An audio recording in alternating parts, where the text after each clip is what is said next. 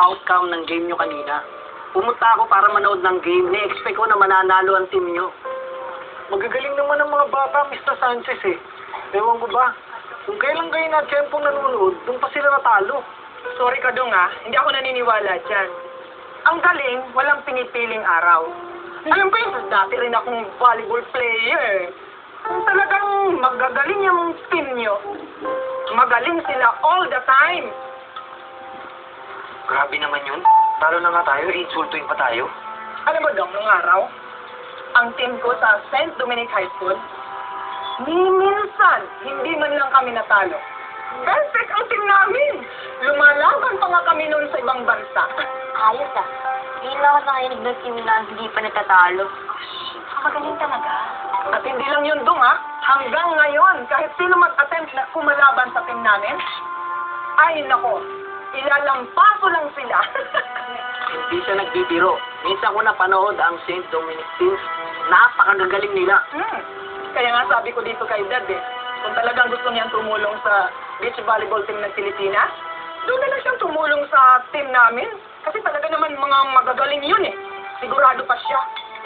Hindi kagaya ng iba dyan na talaga naman napakarami pang kakainin biga. Sarap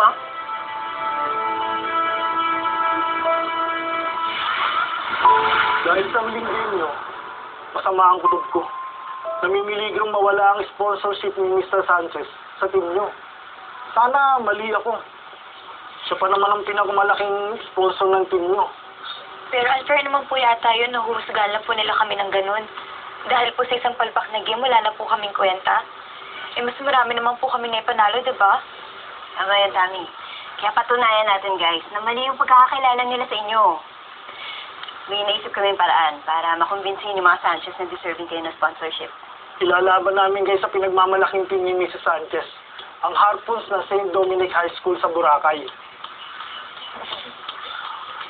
Kailangan ipanalo natin ang game na to. Malakas ang impluensya ni Mr. Sanchez sa iba nating sponsor. Kapag nag-withdraw ng sponsorship si Mr. Sanchez, baka yung iba nating sponsors magsuluran at tuloy na tayong mawala ng pondo.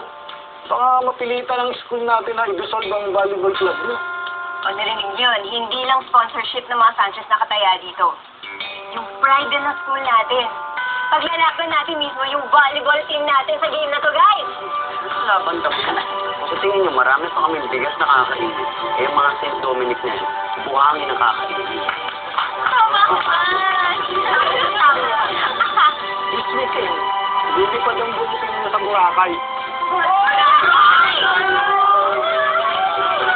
Doon ang laban. Galingan nyo. Itayo nyo yung bandera na San Martin High.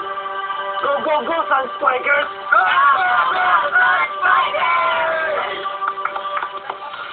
Magboborakay ka. Eh, may youth fest tayo. Hindi na ako pupunta. Thank you for setting your priorities straight. Paano niyo ko payagan? Kasi na walang magbabantay sa mga kapatid mo. Huwag ka na umiyak. Uuwian ka na lang namin. Balita ko, marami doon magagandang sarong doon. Mami, ano sa nangyari kay Daddy? Bakit pa nakatawa ko sa practice kanina? Saan sa banda?